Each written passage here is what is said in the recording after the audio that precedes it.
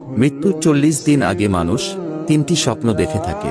যে স্বপ্নগুলো দেখলে মনে করবেন আপনার সময় ফুরিয়ে গেছে, আপনি বেশি দিন আর পৃথিবীতে থাকতে পারবেন না। মৃত্যু সুনিশ্চিত, তা হতে পলায়ন করার সাধ্য কারো নাই।